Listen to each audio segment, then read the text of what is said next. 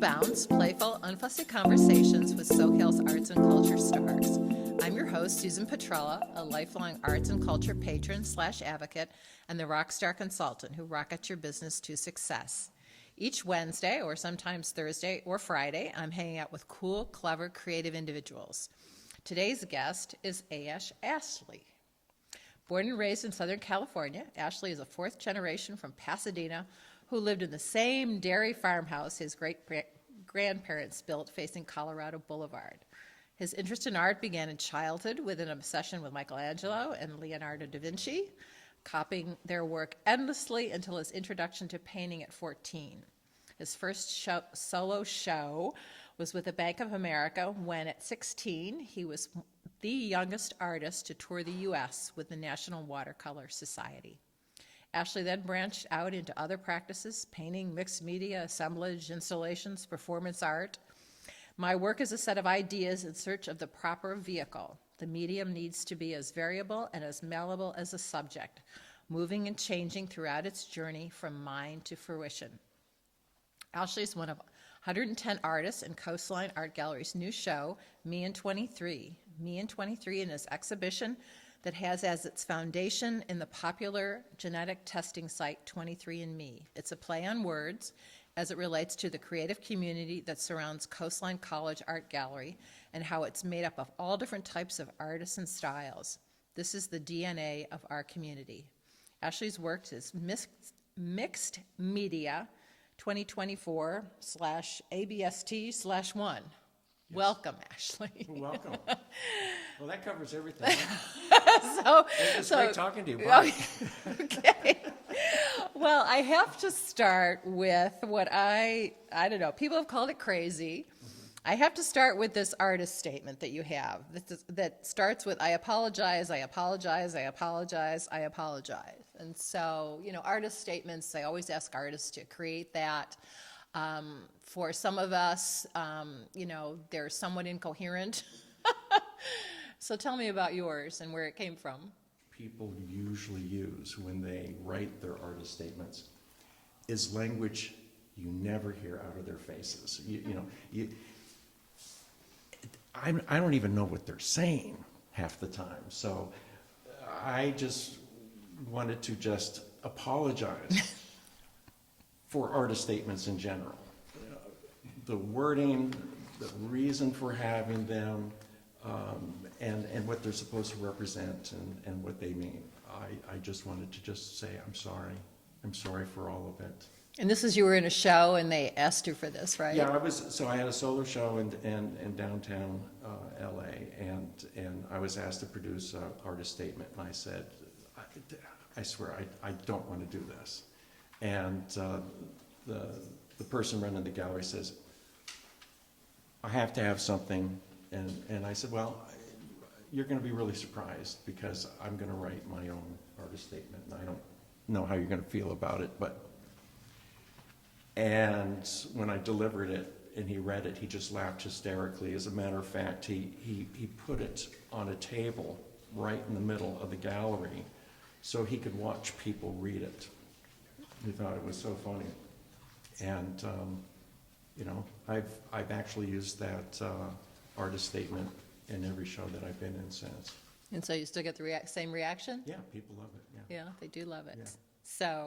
So tell me, painting, assemblage, installations, performance, are you working on all of these mediums at one time, or you're enamored of, say, painting, and if you're working on painting or performance? Or... Yeah, it depends. Sometimes I have specific shows that I have to attend to, and I need to do that work for that show.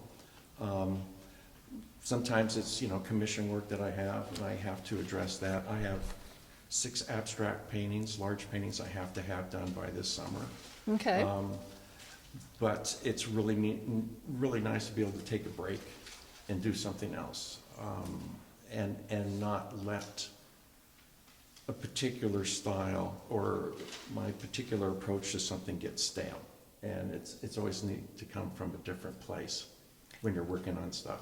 Are you working on, oh, so you have got 6 that you have to create. Do you work on all 6 at a time? Like, you've got them all like If on. I can, I will. Oh, If oh. I have the space, I will. Okay. But then there's probably other things I'll be working on. Right now, I have a half a dozen other projects I'm working on as well. So Okay. there's always something in the oven. It's a lot of okay. ovens, but. I was going to say, so do you ever get confused as to like what you're working on? You walk in and it's like, oh my gosh.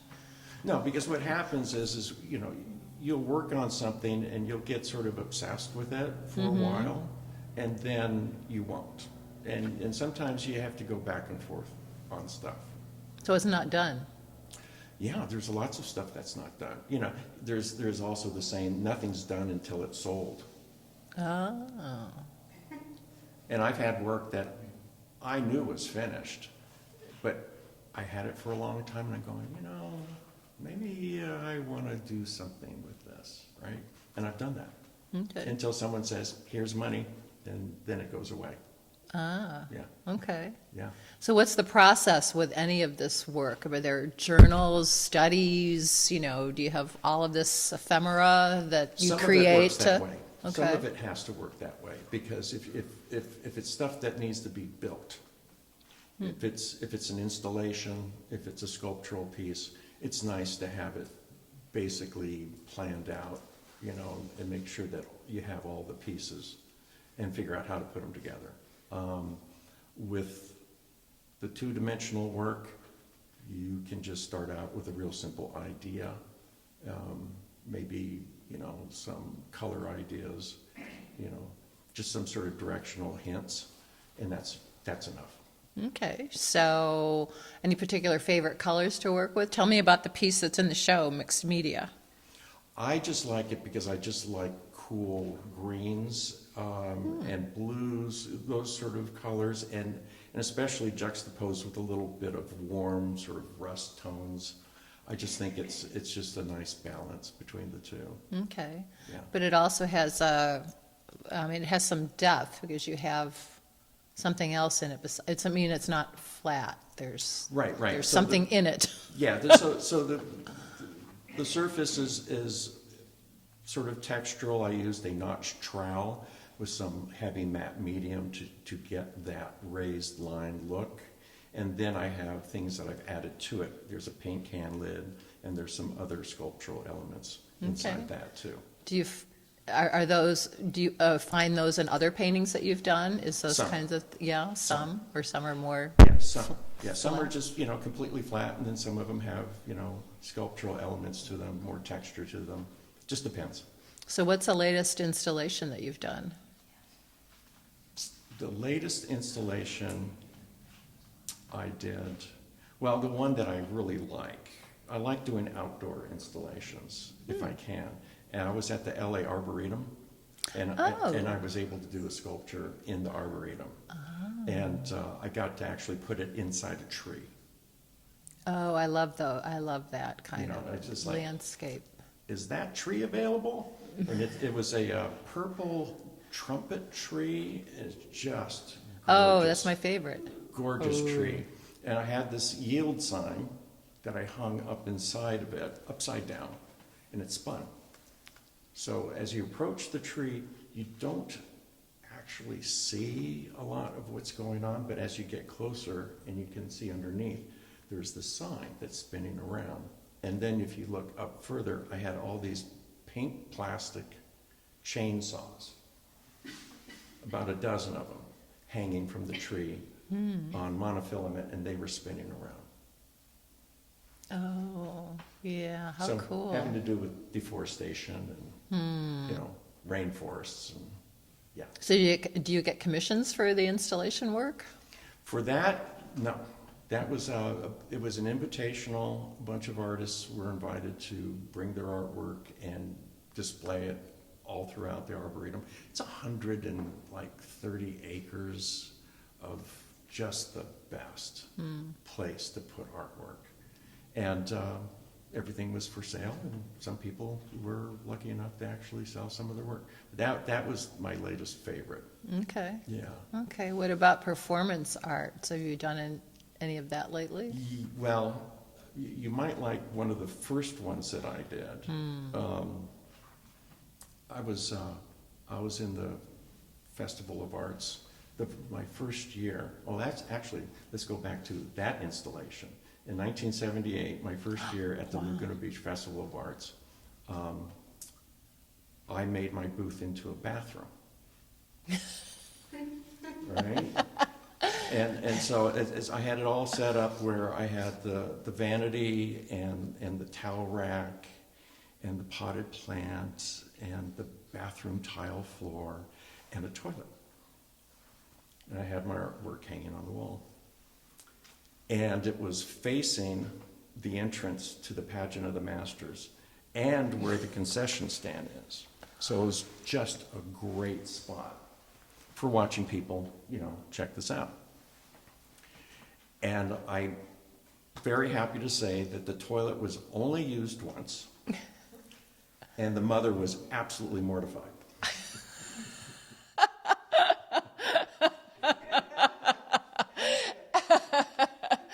So that was one of my. And were you asked again to do something? Well, I was invited next year to show, but apparently they took exception to my artwork. My booth was not. Back in the far corner? Well, it was in a different location. It was on the other side. It was me and two other artists, and the board of directors said, no, we just don't want this in our pageant or in our festival. And apparently there was a secret meeting about it, and we were never told about what it was about. They just said, here's your check, here's your refund, right? And so we kind of went, no, I don't think so. You weren't state enough for them. Yeah, so Yes. I did a performance art protest piece, and following my piece, they did a protest piece, and it actually got a lot of attention. It was front page news on all the local papers, LA Times, and then and on all the television stations. It was a big deal. So this went on every day for about 7 weeks. Oh, Right? wow. Because they still were trying to get us out of there. And all the other artists there were basically guarding everyone's booths to keep them from taking anything away. And the ACLU got a hold of it. And they took it to the county superior courthouse. And the Superior Court said, yeah, see, the festival's open to the public. I think we have some First Amendment things to deal with. So if you want to talk about it in court, it will be after the festival's over. Meanwhile, they issued a stay, and everything got to be put back. So. Interesting. Yeah, so that was probably my first performance that got any sort of big attention. Have you done anything lately? There seems to be a lot that one could do performance art about. Yeah. Or is that stage over? No. I still do. I think one of the most recent ones I did is I staged my own artist talk and got someone else to do it for me. Okay. I had this big installation in this gallery, part of a 3-person show, and I just explained to people that I don't like doing artist talks, and I don't want to have to explain my artwork, and apologizing again profusely. But I said I'm very interested in what people think about my stuff. And I have no problem just talking one-on-one with people. It's like, if you tell me what you think, I'll tell you what I think. But I just don't want to just do a monologue about it. And if there's anybody here who would like to tell me what they think this artwork is about, I would really love to hear it. And this girl who was like 9, 10 years old steps out of the crowd and says, I got an idea what it's about. And I said, oh, okay. And she started reading the whole thing out perfectly. And everybody's going, God, who is she? How does she know all this stuff? Of course, she's a plant. I had coached her exactly what to do, what to say, you know, paid her $50. Her mom recorded the whole thing. It was fun. It was absolutely fun. I just stood there and just listened to her tell the whole thing for me. How crazy. Yeah. Yeah, Yeah. interesting. Well, let's go back to you get an idea. So, okay, it's all about the idea, and then what happens?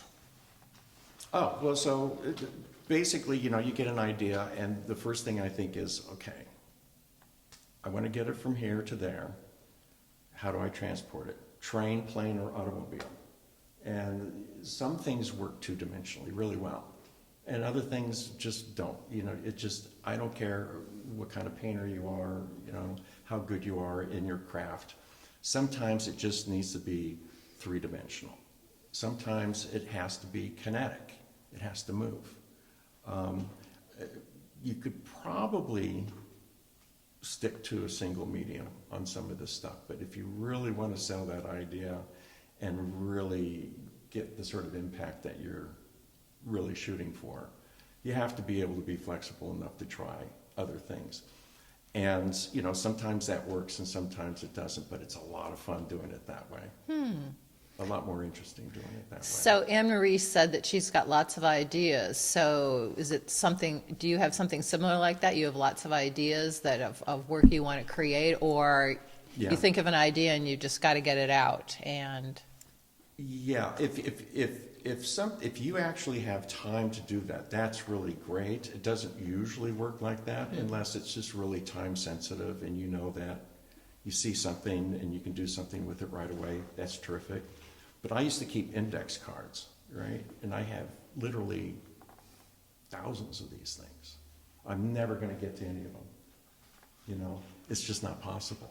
But yeah, and I'm still... But do you go back, though? I mean, do I you do look go through them back. periodically and say... Periodically, I'll go through them, and I always have legal pads that are just filled full of stuff.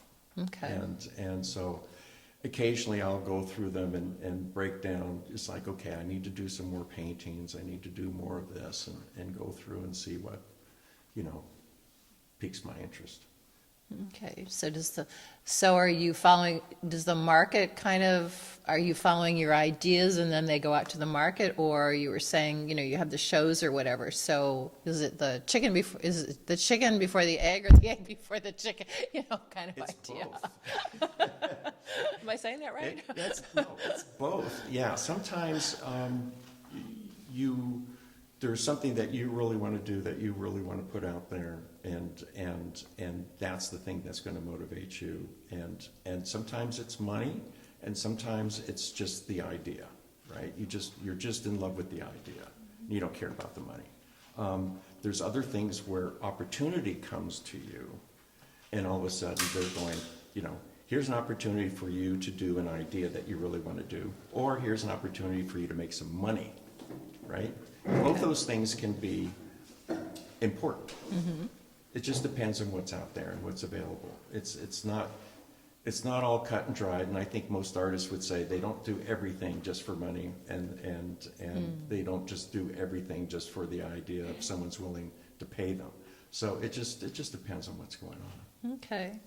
And I have an interesting article a couple of weeks ago in the New York Times Style magazine was about, you know, it was an article about day jobs. So you had day jobs, right, while you were pursuing your art career? I don't know anybody, you know, who, unless they're fresh out of school, you know, and they're going, yeah, you know, this is what I got, and they've got a ton of money just sitting around, they're going to have to get a job.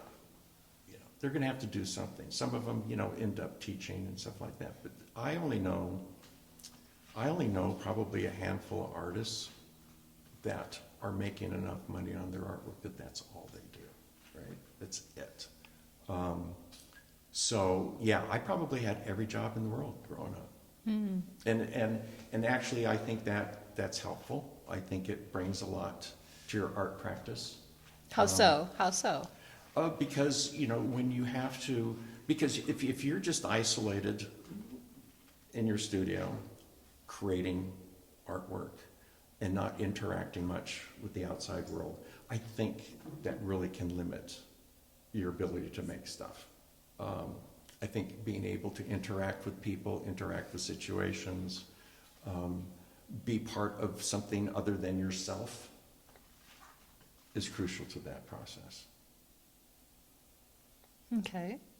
So do you also go out and about to shows of other artists Yeah. and do, There's lots of artists that I know that that are friends of mine. There's lots of art out there that I think is really interesting and stuff that I'm very interested in seeing. And so it gets me does it out of the house. influence your work if, sometimes? Or not necessarily? I hope it does. I would love it, I would love to be able to see stuff and just go, oh my God, that just gives me an idea for something, right? Okay, okay. And it's wonderful when that happens. It's like, hearing a beautiful song or reading just a terrific book or something, and it just gives you either a certain kind of motivation or a different kind of perspective or just, or different kind of energy.